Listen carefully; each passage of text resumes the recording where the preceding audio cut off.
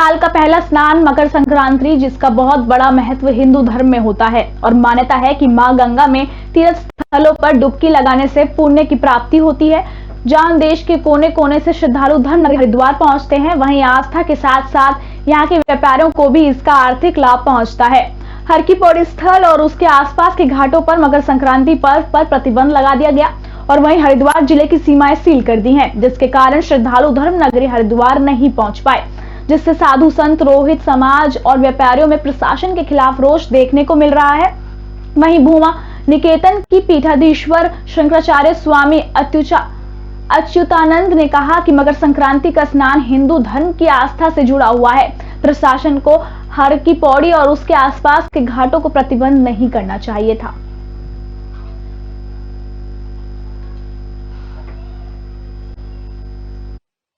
क्योंकि पंडित जी देखिए, ये जो पुलिस प्रशासन की दोहरी नीति मुझे नजर आ रही है कि चुनावी जो रैलियां हैं या चुनावी जो कार्यक्रम है वो सब हो रहे हैं और धार्मिक जो आयोजन है उन पर प्रतिबंध लगा दिया गया है। और प्रतिबंध भी इस प्रकार का प्रतिबंध है कि यहाँ से थोड़ी दूर पर आप देखिए कि यात्रियों की पूरी भीड़ लगी हुई है, लेकिन सिर्फ हर की पैड़ी को प्रतिबंधित किया गया है, जो कि बिल्कुल गलत है। या तो आप सारा कुछ खोल दें या फिर सारा ही कुछ बंद कर दें।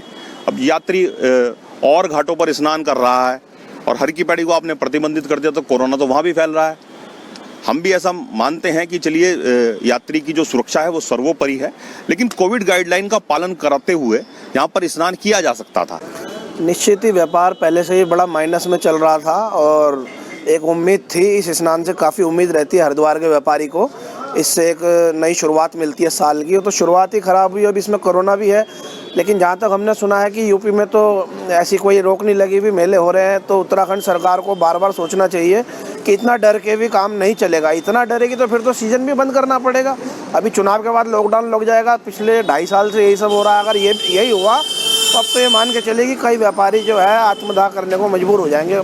ख़त्म हो चुका, मतलब व्यापारियों का सब्र भी, पैसा भी, जो सेविंग्स थी जेब में, सब हरिद्वार के व्यापारी की तो ख़त्म हो चुकी है। ऑल इंडिया में सब कुछ ठीक चल रहा है। सबसे ज़्यादा इफेक्टिव हरिद्वार है, मेरा मानना है। गलत है।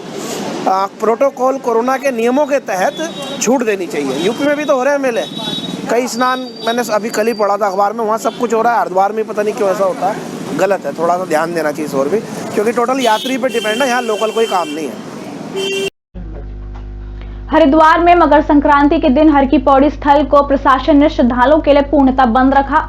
जिला प्रशासन ने इस तरह की व्यवस्था कर रखी थी कि उसके आसपास भी परिंदा पर नहीं मार सकता था। हरिद्वार की सीमाओं को भी सील कर दिया गया और श्रद्धालुओं को सीमा से ही वापस भेजा जा रहा था। आपको बता दें कि मकर संक्रांति स्नान पर्व का बहुत महत्व है। उस दिन देश विदेश से लोग मां गंगा में आस्था की डुबकी लगाने के लिए गंगा के घाटों पर जुटना शुरू हो जाते हैं। इसलिए लोग धर्मनगरी हरिद्वार मां गंगा में आस्था की डुबकी लगाने के लिए आते हैं। पर जिस तरीके से देश में कोरोना के मामले बढ़ते नजर आ रहे हैं, उसको मद्देनजर रखते हुए प्रशासन ने सख्ती से पालन कराते हुए धर्मनगरी हरिद्वार में मकर संक्रांति पर्व के दिन हर की पौड़ी पर श्रद्धालुओं के लिए प्रतिबंधित कर दिया।